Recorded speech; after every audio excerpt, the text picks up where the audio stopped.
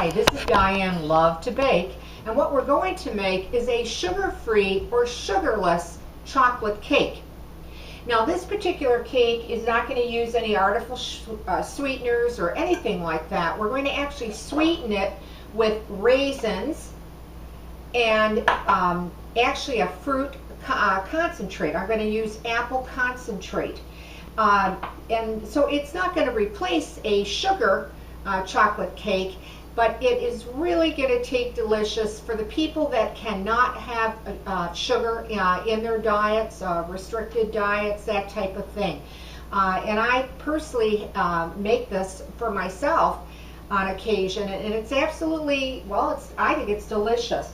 So you're going to start off with a large bowl, and in the large bowl, what you're going to do is you're going to need 1 3/4 cups of all-purpose flour. So just put that in your bowl. The next thing that you're going to use is 1.5 cups of raisins. I'm using dark raisins. Now what you'll want to do though is you'll want to take that 1.5 cups of raisins and put them in your processor with the blade, the chopping blade. And you want to actually chop them up where it almost looks like they've become a paste. They still have some of their integrity, that you can see that they're raisins in there, but it's pretty well cut up and diced up. And then just put that 1.5 cups of raisins that you chopped up in your processor. Now if you don't have a processor, you can do it by hand with a knife, but really chop them up where it almost becomes like, they become like paste. You're also going to be putting in unsweetened baking cocoa, and we're going to need 1/4 cup plus 1 tablespoon. So just put that in your bowl. You're also going to be putting in salt, so you're going to be putting in 1/2 teaspoon of salt. And at this time, just start to stir this together. Break up your raisins as best as you can, and just, bring it together. Now I generally don't use a mixer for this, but you can certainly use a hand mixer if you prefer. Okay? Now the next thing that you're going to do is you're going to need water.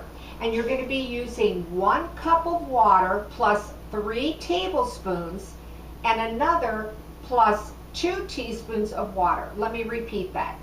1 cup of water, 3 tablespoons of water, and then put another 2 teaspoons of water in a bowl, like I have. You're also going to be putting in 1/3 cup of oil, and it's going to be up to you what type of oil that you want to put in. And I put it just right in my water, just as I showed you. The next, we're going to use 1/2 cup of apple concentrate. It's a frozen concentrate, so what I do is I take out the 1/2 cup and I let it sit on my counter till it's pretty well all dissolved. If not, break it up and put that 1/2 cup of apple concentrate. Now if you don't have apple concentrate, you could use grape juice, frozen concentrate grape juice if you want, but I tend to like the apple better. All we're going to do now is add the liquid to the dry. So I'm going to just start using my spoon. Now if you want to use a spatula, and I'm just going to put a little at a time till it starts to make the batter, the chocolate cake batter.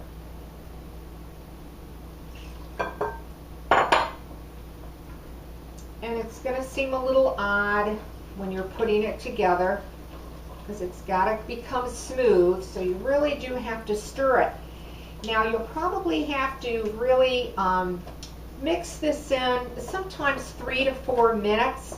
You want to really make sure everything is combined well and smooth. I'm going to put the rest of the liquid in there. I'm going to rinse my hands quickly here.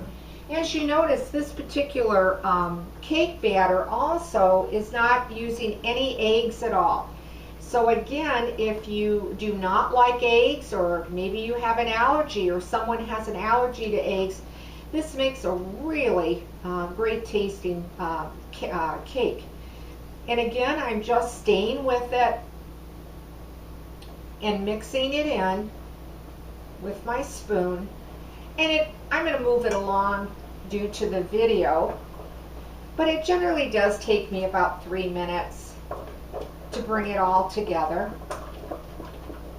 I think I'm going to use my spatula now, just take the excess off my spoon here. And then I'm going to show you what the batter will look like, the chocolate batter. And it's pretty well combined, even in the short amount of time that I've been beating it in with my hand. Now, it will look like this. You're going to see those raisins, so it's going to look bumpy, but that's okay, or lumpy. Just make sure that it's well combined. Now, the last thing that you're going to do is put in baking soda. And you're going to put 1½ teaspoons of soda. And then just mix that in. Now, you don't want to over mix this. I really believe this soda helps the cake to rise and puff up. So you want to get it well blended, but you don't want to overbeat it.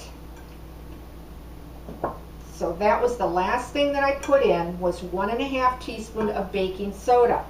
Now you'll need a 9x9 pan, grease it however that you choose to do that with, and then just pour your batter into your 9x9 square,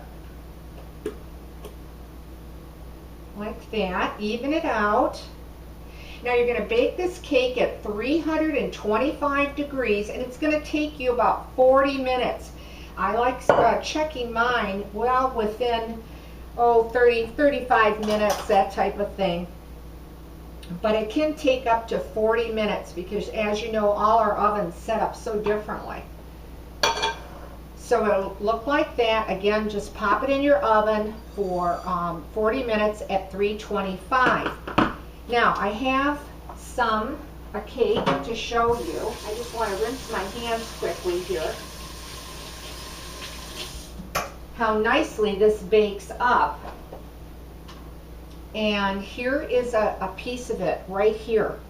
It'll come up very high, as you can see, and when it comes out, it's extremely moist and delicate. It's not heavy or dense, because you might think that because I've used raisins, but it isn't. It's so delicate, it actually flakes away with your fingers, and oh, what a great tasting cake.